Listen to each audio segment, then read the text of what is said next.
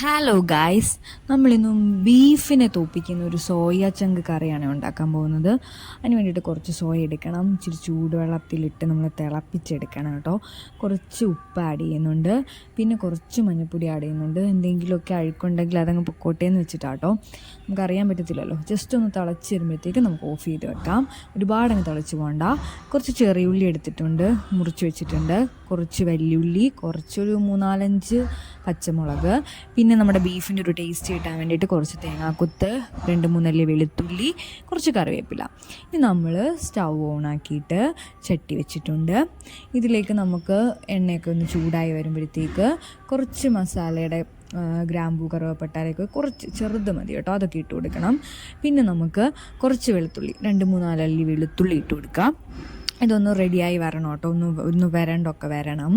അപ്പോൾ നമ്മൾ ആ തേങ്ങാക്കൊത്തുണ്ടല്ലോ, അതൊന്ന് ജസ്റ്റ് റെഡി ആവണമല്ലോ. അത്രയും സമയം നമ്മളൊന്ന് ജസ്റ്റ് ഒന്ന് ഇളക്കിയൊക്കെ കൊടുത്തുകൊണ്ടിരിക്കണം കേട്ടോ. നന്നായിട്ടൊന്ന് മൂത്ത്, നമുക്ക് തേങ്ങാക്കൊത്തിൻ്റെ പരുവ് അറിയാമല്ലോ, തേങ്ങാക്കൊത്തിൻ്റെ ഒരു ടേസ്റ്റ് വരുന്നത് മൂത്ത് വരുമ്പോഴാട്ടോ.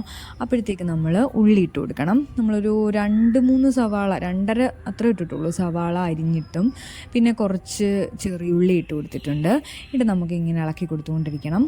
അതൊന്ന് വരണം. അപ്പോൾ ഉപ്പൊക്കെ ഇട്ട് കൊടുക്കണം. ഉപ്പൊക്കെ ഇട്ട് കൊടുത്തിട്ട് ജസ്റ്റ് നന്നായിട്ട് വരണ്ട്, നമ്മുടെ ബീഫിനൊക്കെ ആവുന്ന പോലെ വരണം.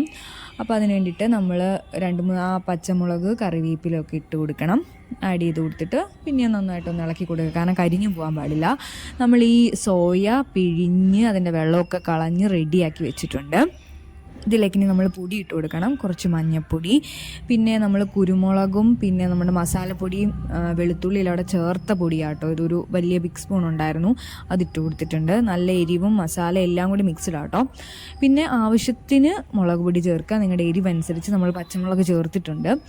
എന്നിട്ട് നന്നായിട്ട്, കാരണം ഇപ്പോൾ തീ കുറച്ച് വെക്കണം കേട്ടോ, ഇല്ലെങ്കിൽ കരിഞ്ഞു പോകും. അപ്പോൾ നമ്മൾ തീയെല്ലാം വളരെ ലോ ഫ്ലെയിമിൽ വെച്ചിട്ട് ഒന്ന് മിക്സ് ചെയ്ത് കൊടുക്കുക. എന്നിട്ട് പെട്ടെന്ന് തന്നെ വെള്ളം ആഡ് ചെയ്യുക.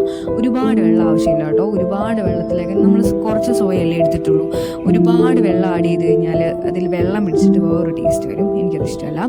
അപ്പോൾ ഒരു ബീഫിൻ്റെ ഒക്കെ ഒരു ടേസ്റ്റ് വരണമെങ്കിൽ ഒരു ചെറിയ വെള്ളത്തിൽ, ഒരു കുറച്ച് വെള്ളത്തിൽ വെച്ചാൽ മതി കേട്ടോ. നമ്മൾ പിഴിഞ്ഞ വെള്ളമൊക്കെ മാറ്റിയ സോയ ഇതിലേക്ക് ആഡ് ചെയ്ത് കൊടുക്കുകയാണ്.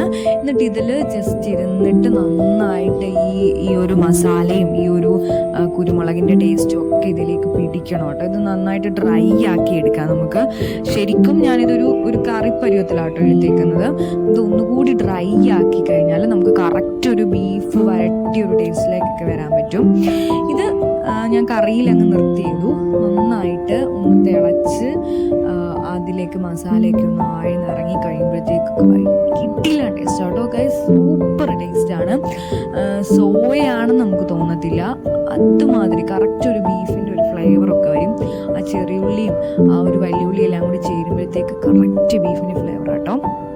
എല്ലാവരും ഒന്ന് ട്രൈ ചെയ്ത് നോക്കണം. ഈസിയാണ്, വളരെ ഈസിയാണ്. Must try.